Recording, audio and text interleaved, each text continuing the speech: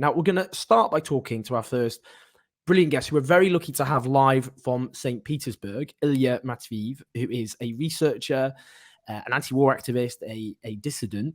And we're very lucky to have, just to explain, for lots of reasons, Ilya, we had a bit of technical problems originally trying to talk to Ilya because the Russian authorities have apparently blocked the software we are using, but Ilya has managed to get through using a VPN. So firstly, Ilya, just explain that, because various websites are being blocked in Russia at the moment. Is that right?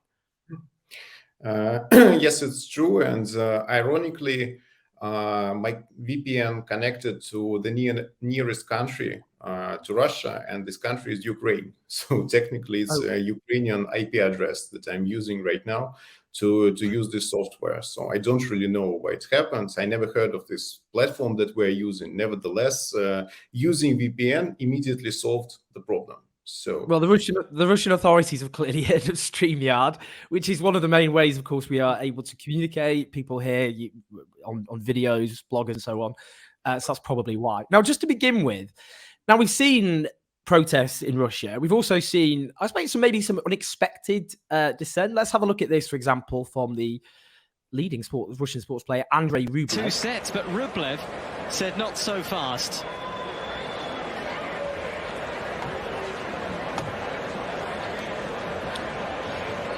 And he might just have a message, Andrei Rublev.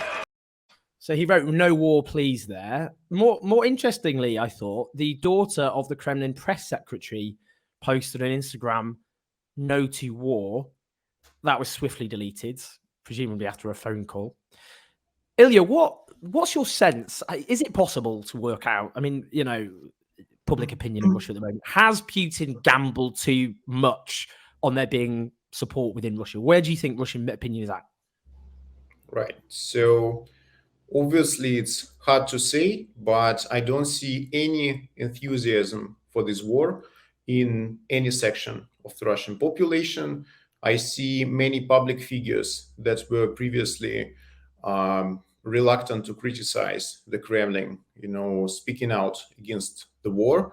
And opinion polls, as suspect as they are in authoritarian regimes, demonstrate that there is no overwhelming support for war. So the latest opinion poll from Levada Center, which is an independent polling agency in Russia, demonstrated that 45% of respondents supported the recognition of these people's republics in Donbass, and 40% didn't. And consequently, it's not even a majority of Russians who support this recognition, and many people actually thought that recognition of those republics will not lead to war. So I don't have any specific numbers of Russians supporting the war itself, and I think that any polling will be sort of blocked on this. We will not know the numbers, but my suspicion is that it's not even a majority that currently supports this war, because this is just stark images of Russia bombing Ukrainian cities, and even those who are very loyal to the Kremlin will not support this. So this is my impression. Ilya, in terms of why this war has happened, I scanned back, and this has been mentioned not enough, in my opinion. This was at a time when many Western countries were embracing Putin. A lot of this, of course, gets put in a memory hole and forgotten. But he came to power in 1999 as a protege of Boris Yeltsin. But he, at the time in the opinion polls, Vladimir Putin was an unknown. People didn't know about him. And then came a war in Chechnya. Launched, I have to say, after a series of terrorist attacks, supposedly on apartments, which some actually suggest the Russian state could have been directly complicit in. Do you think that in the same way that war in Chechnya was crucial back in 1999, that Putinism was consummated in the ruins of Grozny? Is it possible this war is partly to do with flagging domestic support for Putin in Russia? Right. So there is a theory that has this thesis that Russian foreign aggression is connected to domestic legitimacy, but I think in this particular case, it's too much of a gamble. So it's not like every act of foreign aggression would be automatically supported by Russian people. Furthermore, I think that Putin actually consults with different, sections within his apparatus, within the government, and those who are responsible for war are different people from those who are responsible for domestic politics. So people who are responsible for the domestic situation, they will not suggest a war. And those who are responsible for war, they don't care about domestic legitimacy. They care about different things, right? So I think that ultimately it's not so simple. It's not like wars are started to prop up legitimacy, because this particular war is extremely destabilizing for the political system in Russia. No clear support from the elite, so elites are mostly silent, and I don't see any enthusiasm among economic elites, obviously, so the oligarchs. No clear support from the population, so it's too much of a gamble. In terms of, I should say as well, people are putting 3 questions on Super Chat, and if you want to put questions to Ilya, do use Super Chat, and we will put them to him, and also name people at the end to thank you for your support. Ilya, I mean, it's interesting because a lot of, I think, very simplistic, and very wrong-headed Western analysis keep trying to portray him as a kind of neo-Soviet leader, and it was interesting, the speech he did on national television last week, paving the kind of grounds, the rationale for the current invasion of Ukraine, very much defined himself against the Soviet Union. He was ranting about Lenin and the Bolsheviks, that Lenin created Ukraine. Is this more of a kind of 19th century Russian chauvinist project? Is it more, or was that itself a simplistic kind of comparison? Right. So I think Putin's speeches are really important, and it's not just a smokescreen. It's really what Putin thinks and what a huge part of Russian political establishment thinks. And in light of these speeches and in light of this war itself, we as political scientists, social scientists analyzing Russia, we had to rethink our own conception of what is the driving force in the Russian political regime. And previously we thought that it's about NATO, it's about perceived threats, so it's about confrontation with the West. But these particular speeches point out that it's more than that. It's also about nationalism. It's about imperial nationalism. It's about the concepts like historic Russia that Putin used. And this concept refers to not to the Soviet Union, but to the Russian Empire. And apparently, there is some kind of sense of historic mission to restore this historic Russia, which basically covers Ukrainian territory, and Ukraine itself is sort of historic mistake, as Putin said, and his own logic is that we need to restore historic Russia by conquering Ukraine. So it is nationalism, it is colonialism, and it is imperialism as ideological concepts that really drive Russian foreign policy right now. And this was perhaps something that Russia analysts did not fully anticipate, the scale of fanaticism in believing and sticking to these nationalist convictions among the Russian elites. So we thought that these people were quite cynical. They don't believe in anything. They believe in money, but they are ready to stake everything on this operation, which I can only explain in terms of nationalist imperialist ideology. Right. And when I thought about this, I understood that it's not such a rare thing in the world. So if we look at neoconservatives in the United States, for instance, we also see a sort of imperial ideology that trumps rational interests. And the same thing, invasion of Iraq, for instance, and the same thing we see in Russia. So this is my opinion. This is my assessment right now. It's imperialism as an idea that is driving what is happening. It's not madness. It's not some kind of delusion on Putin's side. It is delusional, but it's not like a psychological diagnosis. It's an idea. Imperialism is an idea, and nationalism is an idea. I'm glad you raised those parallels, because there's been quite a lot of, I would say, overtly racist commentary in the Western media, which is along the lines of, this is terrible because it's happening to to Europeans, when Yes. obviously we can look at Western wars of aggression, for example, in Iraq, and people regard this as whataboutery and trying to, but actually it's about being consistent. It's about having a Yes. consistent opposition to imperialism and the consequences of it. In terms of Russian media coverage, what's the kind of gist at the moment? Is the kind of portrayal of that this is going, that the war is going well? I mean, obviously, yes. So Yeah, I it's, would imagine so. yeah, it's wartime propaganda. So I wouldn't call it news, first of all. So from official sources, you have literally zero confidence in the truthfulness of what they're saying. And my impression is that they don't want to create some kind of huge patriotic mobilization. What they want to do is to sort of try to calm things down, not emphasize the losses, not because officially Russia didn't lose a single soldier in this war. So officially, not a single casualty was reported currently. So Ukrainian side claims thousands of casualties of Russian soldiers. So Russia claims zero casualties, right? So the main thrust of TV coverage and official coverage is that it's going well, it's going steady. So and they just try to censor most horrific things that are happening in Ukraine right now. So the idea is to isolate Russian citizens from the reality of this war. So this is what's happening, I think, because the reality is so, I mean, scary and horrible that even people who support the regime full-heartedly will just be demoralized and lose any belief in what's going on. So yeah. Now, obviously, as you explained, there was a greater Russian chauvinistic imperialist ideology which is driving this.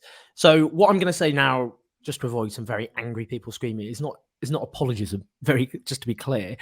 But I'm interested in what Putinism is able to tap into within Russian society. And is it the case that the devastation of Russian society, for example, shock therapy, the economic shock therapy that Russia went through, and I suppose what felt to many Russians like national humiliation, that is something that Putinism has been able to exploit, and this is one side effect?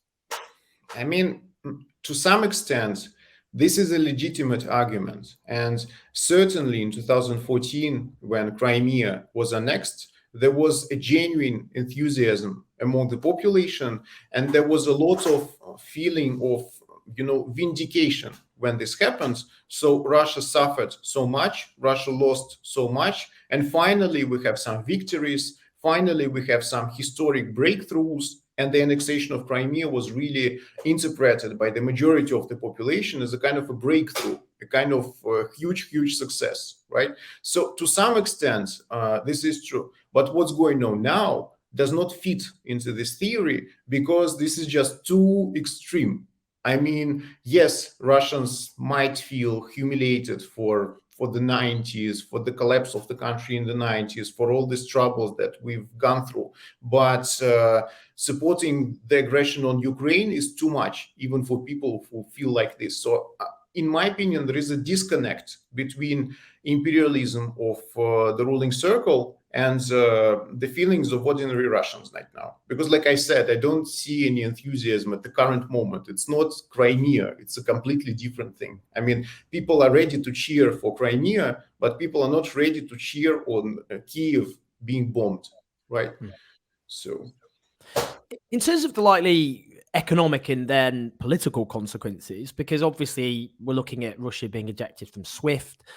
There are apparently runs on Russian banks. The ruble could just collapse. But at the same time, the regime has done its best to try and shield itself from sanctions, building up, for example, big foreign exchange reserves since 2014.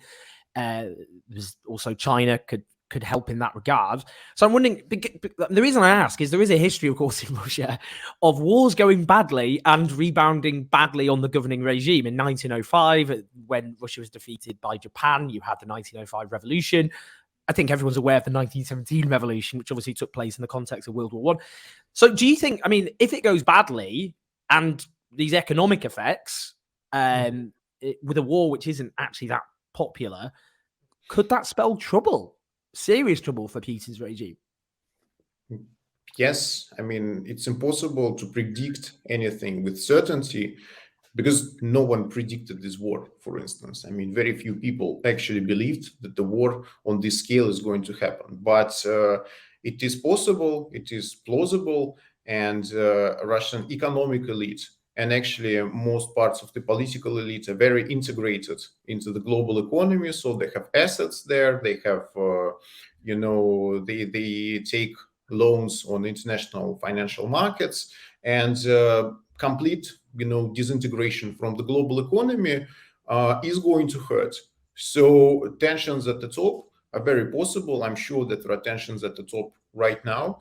And an important thing was that just a day after this whole thing started, Putin met with the oligarchs, with biggest businessmen, and it was like a combination of threats and reassuring words. So on the one hand, he sort of demanded that they have to stick to the patriotic line. On the other hand, he promised them support and all kinds of subsidies and making them comfortable. So to me, this indicates a simple thing, that Putin cares very much about the opinion of the biggest businessmen, the billionaires in Russia. It's an illusion that they don't have any power at all. They do have some power, and the Kremlin doesn't want them to be unhappy. So that's a serious potential source of tension.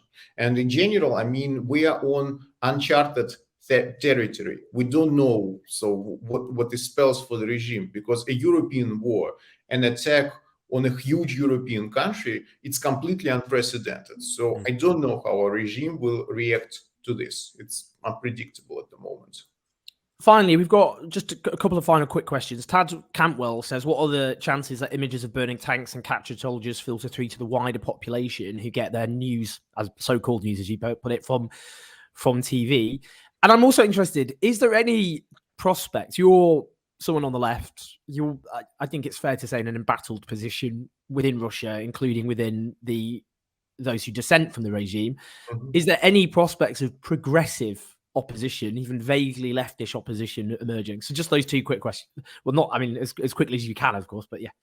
Right. So the first question, I would say that it's possible because, so one thing a lot of people, including, older people, including people outside of Moscow and Petersburg, use is messaging apps like WhatsApp, and they tend to send each other sort of videos and photos on WhatsApp, and images of burning tanks and such. They will spread on these messaging platforms. This is why I suspect that WhatsApp could be completely blocked in Russia, because this is one way of spreading information, spreading photos and videos among the Russian public.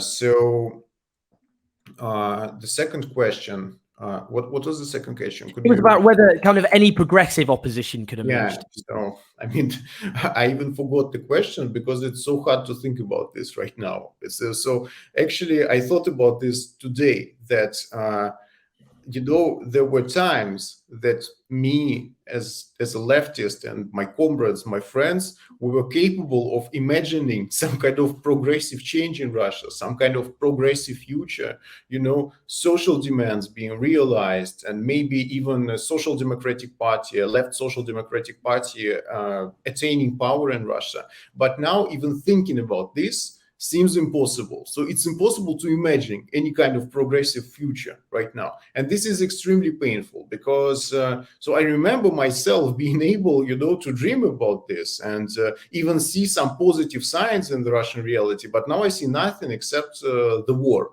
which consumes everything. It consumes Russian future. And this is perhaps the biggest problem for the Russian regime, because you cannot imagine a future in this country. So what's going to happen? What's going to happen to ordinary Russians? So yes, right now they might explain what's going on to themselves.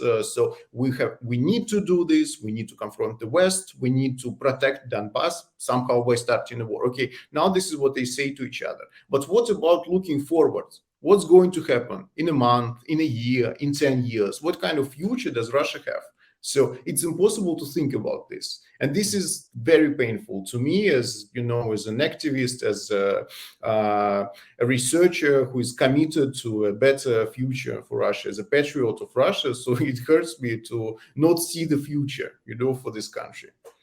So, yeah. Well, Ilya, huge solidarity. We really appreciate it. We managed to obviously evade the attempts by the Russian authorities to stop you essentially from speaking to us. But despite it's not, it's often important that we speak truthfully and honestly, even when that truth happens to be pretty bleak. But we really, I hugely admire the courage and resilience of someone like yourself who is fighting for a different sort of Russia, which, however remote it currently seems, I'm sure, given the dedication of people like yourself, one day will emerge. We've got to, of course, maintain that optimism. Optimism of the will, pessimism of the intellect. Yes. Amen. Thank you, Gramsci. But honestly, big honor, Ilya. Take care of yourself and solidarity. Thank you. Thank you for inviting me. It's a big honor. Thank you.